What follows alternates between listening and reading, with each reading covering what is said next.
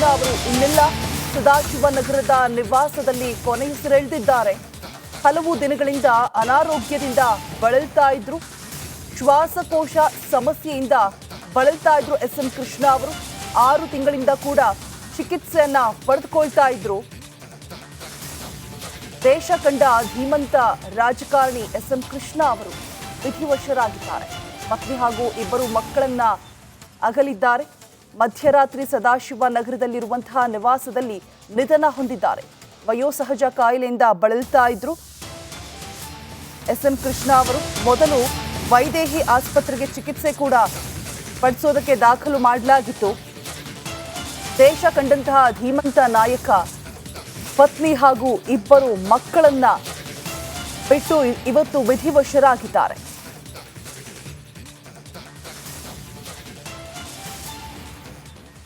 ಈ ಬಗ್ಗೆ ಒಂದಷ್ಟು ಮಾಹಿತಿಯನ್ನು ಹಂಚಿಕೊಳ್ಳೋದಕ್ಕೆ ನಮ್ಮ ಸಹೋದ್ಯೋಗಿಯಾದಂತಹ ನಾಗೇಂದ್ರ ಬಾಬು ಅವರು ದೂರವಾಣಿ ಸಂಪರ್ಕದಲ್ಲಿ ಜಾಯಿನ್ ಆಗ್ತಾ ಇದ್ದಾರೆ. ನಾಗೇಂದ್ರ ಬಾಬು, ದೇಶ ಕಂಡಂತಹ ಧೀಮಂತ ನಾಯಕ ವಿಧಿವಶರಾಗಿದ್ದಾರೆ. ಹಲವು ಮಹತ್ ಕಾರ್ಯಗಳನ್ನ ನಿರ್ವಹಿಸಿ ರಾಜಕಾರಣದಲ್ಲೂ ಕೂಡ ಸಾಕಷ್ಟು ಹೆಸರನ್ನ ಮಾಡಿ ವಯೋಸಹಜ ಕಾಯಿಲೆಯಿಂದ ಇವತ್ತು ನಮ್ಮನ್ನೆಲ್ಲ ಬಿಟ್ಟು ಅಗಲಿದ್ದಾರೆ.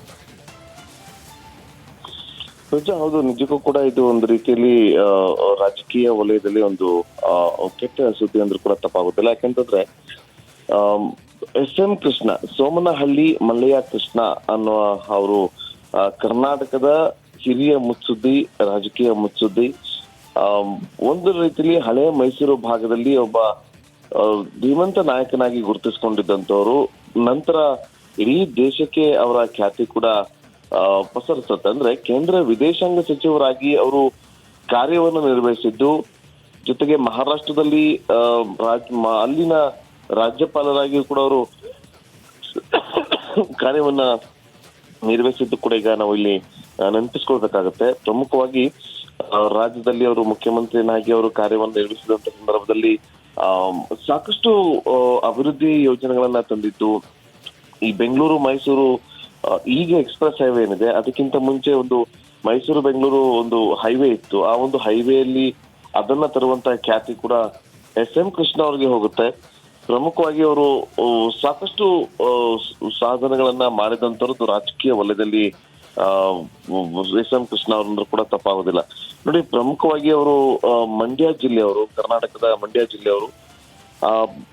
ಇಡೀ ಭಾರತೀಯ ಜನತಾ ಪಾರ್ಟಿಲಿ ಈಗ ಅವ್ರು ಗುರುತಿಸ್ಕೊಳ್ತಿದ್ರು. ಆದ್ರೆ ಹೆಚ್ಚು ದಿನಗಳ ಕಾಲ, ಹೆಚ್ಚು ವರ್ಷಗಳ ಕಾಲ ಅವರು ಗುರುತಿಸ್ಕೊಂಡಿದ್ದು ಕಾಂಗ್ರೆಸ್ನಲ್ಲಿ ಅವರು ಇದ್ಕೊಂಡು ಮುಖ್ಯಮಂತ್ರಿಗಳಾಗಿದ್ದಂಥವ್ರು. ಸೊ ನೋಡಿ, ಅವರು ಪ್ರಮುಖವಾಗಿ ಮೈಸೂರಿನ ಮಹಾರಾಜ ಕಾಲೇಜಿನಲ್ಲಿ ಪದವೀಧರರಾದ ಬಳಿಕ ಸೊ ಅವರು ಕಾನೂನು, ಬೆಂಗಳೂರಿನ ಗೌರ್ಮೆಂಟ್ ಲಾ ಕಾಲೇಜ್ನಲ್ಲಿ ಅವರು ವ್ಯಾಸಂಗವನ್ನ ಮಾಡ್ತಾರೆ. ಅಷ್ಟೇ ಅಲ್ಲದೆ ಅಮೆರಿಕದ ಟೆಕ್ಸಸ್ ರಾಜ್ಯದಲ್ಲಿರುವಂತಹ ಒಂದು ಸದರನ್ ಮೆಥಡಿಸ್ಟ್ ವಿಶ್ವವಿದ್ಯಾಲಯದಲ್ಲಿ ಅವರು ವ್ಯಾಸಂಗ ಮುಗಿಸಿದ ಬಳಿಕ ವಾಷಿಂಗ್ಟನ್ ನಲ್ಲಿರುವಂತಹ ಜಾರ್ಜ್ ವಾಷಿಂಗ್ಟನ್ ವಿಶ್ವವಿದ್ಯಾಲಯದಲ್ಲಿ ಪ್ರತಿಷ್ಠಿತ ಫುಲ್ಬ್ರೈಟ್ ವಿದ್ಯಾರ್ಥಿ ವೇತನವನ್ನ ಕೂಡ ಪಡೆದಂತಹ ಒಬ್ಬ ವ್ಯಕ್ತಿ. ನೋಡಿ, ಅವರು ಭಾರತಕ್ಕೆ ಅಲ್ಲಿಂದ ವಾಪಸ್ ಬಂದ ಮೇಲೆ ಬೆಂಗಳೂರಿನ ರೇಣುಕಾಚಾರ್ಯ ಕಾಲೇಜಿನಲ್ಲಿ ಸ್ವಲ್ಪ ಕಾಲ ಅಂತಾರಾಷ್ಟ್ರೀಯದ ನ್ಯಾಯದ ಉಪನ್ಯಾಸಕರಾಗಿ ಅವರು ಸೇವೆಯನ್ನ ಸಲ್ಲಿಸ್ತಾರೆ. 1962ರಲ್ಲಿ ಮೊದಲ ಬಾರಿಗೆ ವಿಧಾನಸಭೆಗೆ ಅವರು ಆಯ್ಕೆ ಆಗ್ತಾರೆ. ಸೊ ಅದಾದ ಬಳಿಕ 1968ರ ಸಂದರ್ಭದಲ್ಲಿ ಲೋಕಸಭೆಗೂ ಕೂಡ ಅವರು ಚುನಾಯಿತರಾಗಿದ್ರು. ಸೊ ಅದಾದ್ಮೇಲೆ ಮರು ಚುನಾವಣೆ ಕೂಡ ಸಾಕಷ್ಟು ಬಾರಿ ಅವರು ರಾಜಕೀಯ ಸೇವೆಯನ್ನ ಸಲ್ಲಿಸಿದ್ದಾರೆ. ನೋಡಿ, ಪ್ರಮುಖವಾಗಿ ಅನೇಕ ವಿಚಾರಗಳನ್ನ ಇವತ್ತು ನಾವಿಲ್ಲಿ ಪ್ರಸ್ತಾಪ ಮಾಡ್ತಾ ಹೋದ್ರೆ ಎಸ್.ಎಂ. ಕೃಷ್ಣ ಅವರ ಸೇವೆ ರಾಜ್ಯಕ್ಕೆ ಸಾಕಷ್ಟು ಆಗಿದೆ. ಆದ್ರೆ ಇವತ್ತು ಅವರು ಇನ್ನಿಲ್ಲ ಅನ್ನುವ ವಿಚಾರ ನಿಜಕ್ಕೂ ಕೂಡ ಸಾಕಷ್ಟು ಜನರಿಗೆ ಎಲ್ಲೋ ಒಂದ್ ಕಡೆ ತೀವ್ರ ಬೇಸರದ ಸಂಗತಿ ಅಂದ್ರೂ ಕೂಡ ತಪ್ಪಾಗೋದಿಲ್ಲ. ಅರುಷ, ನಾಗೇಂದ್ರ ಬಾಬು, ಈಗ ಏಪ್ರಿಲ್ 29ಕ್ಕೆ ಅಂದ್ರೆ 4 ತಿಂಗಳ ಕಾಲ ಮಣಿಪಾಲ ಆಸ್ಪತ್ರೆಯಲ್ಲಿ ಇವರಿಗೆ ಚಿಕಿತ್ಸೆ ಕೂಡ ನೀಡಲಾಗ್ತಾ ಇತ್ತು. ಸಿದ್ದರಾಮಯ್ಯನವರು, ಒಂದಷ್ಟು ರಾಜಕೀಯ ನಾಯಕರು ಎಲ್ಲರೂ ಕೂಡ ಹೋಗಿ ಭೇಟಿಯನ್ನ ಮಾಡ್ಕೊಂಡು ಬಂದಿದ್ರು. ಆದ್ರೆ ಈಗ 1 ವಾರದ ಹಿಂದೆಯಿಂದ ಯಾರು ಕೂಡ ಭೇಟಿ ಮಾಡುವ ಹಾಗಿಲ್ಲ. ಆರೋಗ್ಯ ಸುಧಾರಿಸಿದೆ, ಬಟ್ 1 ವಾರದ ತನಕ ಅವರಿಗೆ ರೆಸ್ಟ್ ಬೇಕು ಅಂತ ಹೇಳ್ಬಿಟ್ಟು ವೈದ್ಯರು ಮನವಿಯನ್ನು ಕೂಡ ಮಾಡ್ಕೊಂಡಿರ್ತಾರೆ. ಯಾರನ್ನು ಕೂಡ ಹೋಗಿ ಭೇಟಿ ಮಾಡ್ಲಿಕ್ಕೆ ಬಿಡ್ತಾ ಇರೋದಿಲ್ಲ. ಹಾಗೆ ಸಾಮಾಜಿಕ ಜಾಲತಾಣದಲ್ಲಿ ಒಂದಷ್ಟು ಸುದ್ದಿ ಕೂಡ ಹರಿದಾಡ್ತಾ ಇರುತ್ತೆ, SM ಕೃಷ್ಣ ಅವರು ಇನ್ನಿಲ್ಲ ಅಂತ ಹೇಳ್ಬಿಟ್ಟು. ನನಗೆ ಬೆಳಗ್ಗೆ ಒಂದು ನ್ಯೂಸ್ ಅನ್ನ ಕೇಳಿದಾಗ ಇದು ಅದೇ ರೀತಿ ಆಗಿರ್ಬೋದಾ, ಬಿಕಾಸ್ ವೈದ್ಯರು ಹೇಳಿದ್ರು ಆರೋಗ್ಯ ಸುಧಾರಿಸದೆ ಆಲ್ ರೈಟ್ ಇದ್ದಾರೆ, ಏನೂ ಸಮಸ್ಯೆ ಇಲ್ಲ ಅಂತ ಹೇಳ್ಬಿಟ್ಟು 4 ತಿಂಗಳ ಕಾಲ ಚಿಕಿತ್ಸೆನ ಪಡೆದುಕೊಂಡಿದ್ರು ನಾಗೇಂದ್ರ ಬಾಬು. ಹೌದು ರೋಜಾ, ಯಾಕಂತಂದ್ರೆ ನೋಡಿ, ಈ ಹಿಂದೆ ಇದೇ ರೀತಿಯಾದಂತ ಸುದ್ದಿ ಹೊರ ಬಂದಾಗ ಖುದ್ದು ರಾಜಕೀಯ ಮುಖಂಡರು ಅದನ್ನ ಕನ್ಫರ್ಮ್ ಮಾಡಿದ್ರು, ಇಲ್ಲ ಇದು ತಪ್ಪು ಸಂದೇಶ, ಯಾರು ಕೂಡ ಭಯ ಪಡಬಾರದು, SM ಕೃಷ್ಣ ಅವ್ರಿಗೆ ಏನು ಆಗಿಲ್ಲ ಅನ್ನುವ ವಿಚಾರವನ್ನ ತಿಳಿಸಿದ್ರು. ಬಹಳ ದಿನಗಳಿಂದ ಅವರೆಲ್ಲ ಆರೋಗ್ಯದಲ್ಲಿ ಏರ್ಪೇರ್ ಆಗ್ತಾ ಇತ್ತು. 3 ತಿಂಗಳ ಹಿಂದೆ ಒಂದು ಸೋಷಿಯಲ್ ಮೀಡಿಯಾದಲ್ಲಿ ಒಂದು ಪೋಸ್ಟರ್ ಹರಿದಾಡೋದಕ್ಕೆ ಶುರುವಾಗಿತ್ತು, SM ಕೃಷ್ಣ ಅವರು ಇನ್ನಿಲ್ಲ ಅಂತೇಳಿ. ಆದ್ರೆ SM ಕೃಷ್ಣ ಅವರ ಆರೋಗ್ಯದಲ್ಲಿ ಏನು ಸಮಸ್ಯೆ ಆಗಿಲ್ಲ ಅನ್ನುವ ವಿಚಾರವನ್ನ ಅವರ ಕುಟುಂಬಸ್ಥರು ಕೂಡ ಅದನ್ನ ಸ್ಪಷ್ಟತೆಯನ್ನ ಪಡಿಸಿದ್ರು. ಈಗ ಇವತ್ತಿನ ಬೆಳಗ್ಗೆ ಕೂಡ ಇದೇ ರೀತಿಯಾದಂತ ವಿಚಾರ ಹೊರಬಿದ್ದಾಗ ಎಲ್ಲರೂ ಕೂಡ ಹಾಗೆ ಅಂದ್ಕೊಂಡಿದ್ರು. ಆದ್ರೆ SM ಕೃಷ್ಣ ಅವರು ಇನ್ನಿಲ್ಲ ಅಂತೇಳಿ ಕುಟುಂಬಸ್ಥರು ಕೂಡ ಅದನ್ನ ಕನ್ಫರ್ಮ್ ಮಾಡಿದ್ದಾರೆ. ನೋಡಿ ರೋಜಾ, ಅವರು ನಾನು ಹೇಳ್ತಾ ಇದ್ದೆ ಆಗ್ಲೇ 1962ರಲ್ಲಿ SM ಕೃಷ್ಣ ಅವರು ರಾಜಕೀಯ ಪ್ರವೇಶವನ್ನ ಮಾಡ್ತಾರೆ. ಅದು ಒಂದು PSP ಪಾರ್ಟಿ ಅಂತೇಳಿ, ಅಂದ್ರೆ ಪ್ರಜಾ ಸೋಷಿಯಲಿಸ್ಟ್ ಪಾರ್ಟಿಯೊಂದಿಗೆ ಅವರು ರಾಜಕೀಯವನ್ನ ಪ್ರವೇಶ ಮಾಡಿದ್ರು. ಸೊ ಅದಾದ್ಮೇಲೆ 1983-84 ಸುಮಾರಿಗೆ ಅವರು ಕಾಂಗ್ರೆಸ್ ಪಕ್ಷದಿಂದ ಹೆಚ್ಚು ಪ್ರಭಾವಿಯನ್ನ ಕೂಡ ಬಳಸ್ಕೊಂಡಿದ್ರು. ಇಂದಿರಾ ಗಾಂಧಿ ಅವರ ನೇತೃತ್ವದಲ್ಲಿ ಪಕ್ಷಕ್ಕೆ ಸೇರಿದಂತವರು.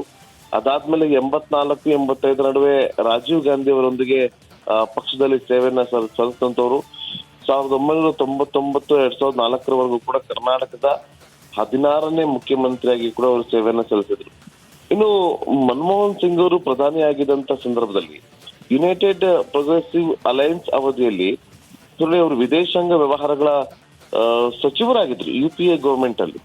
ಸೊ ಅವರು ಕಾಂಗ್ರೆಸ್ನೊಂದಿಗೆ ಸುಮಾರು 5 ದಶಕಗಳ ಒಂದು ಹಳೆಯ ಸಂಬಂಧವನ್ನ ಇಟ್ಟುಕೊಂಡಿದ್ದಂಥವ್ರು.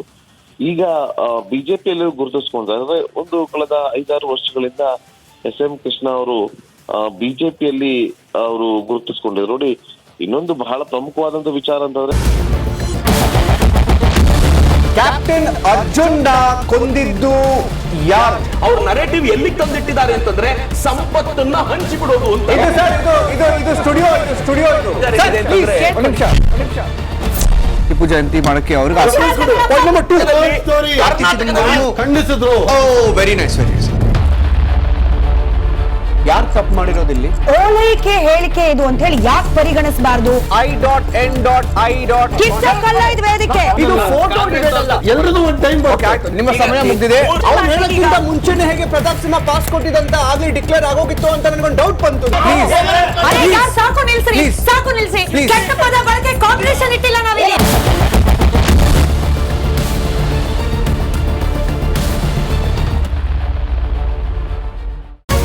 ರಿಪಬ್ಲಿಕ್ ವರ್ಡ್ ಆಪ್ ಇದು ಕೇವಲ ಅಪ್ಲಿಕೇಶನ್ ಅಲ್ಲ, ಸಮಗ್ರ ಸುದ್ದಿಗಳ ಸಂಪರ್ಕ ಮಾರ್ಗಕ್ಕೆ ಕ್ರಾಂತಿಕಾರಿ ಬದಲಾವಣೆ. ರಿಪಬ್ಲಿಕ್ ವರ್ಡ್ ಆಪ್ ಕೇವಲ ಸುದ್ದಿ ಅಪ್ಲಿಕೇಶನ್ ಪರಿಚಯಿಸ್ತಾ ಇಲ್ಲ, ಬದಲಾಗಿ ಡಿಜಿಟಲ್ ಸುದ್ದಿ ಬಳಕೆಯ ಹೊಸ ಯುಗಕ್ಕೆ ನಾಂದಿ ಹಾಡ್ತಾ ಇದೆ. ಇದೊಂದು ಬ್ರೇಕಿಂಗ್ ನ್ಯೂಸ್, ಪ್ರಭಾವಶಾಲಿ ಕಾರ್ಯಕ್ರಮಗಳಿಗೆ ಗಟ್ಟಿಯಾದ ನ್ಯೂಸ್. ಇಲ್ಲಿ ಕೇವಲ ತಾಜಾ ಸುದ್ದಿ, ಅದರ ನೇರ ಪ್ರಸಾರ ಮತ್ತು ಚರ್ಚೆಗಳಿಗೆ ಮಾತ್ರ ಅವಕಾಶ. ರಿಪಬ್ಲಿಕ್ ವರ್ಲ್ಡ್ ಆಪ್ ಡೌನ್ಲೋಡ್ ಮಾಡಿಕೊಳ್ಳಿ. ಗೂಗಲ್ ಪ್ಲೇಸ್ಟೋರ್ ಮತ್ತು ಆಪಲ್ ಆಪ್ ಸ್ಟೋರ್ನಲ್ಲಿ ಲಭ್ಯವಿದೆ.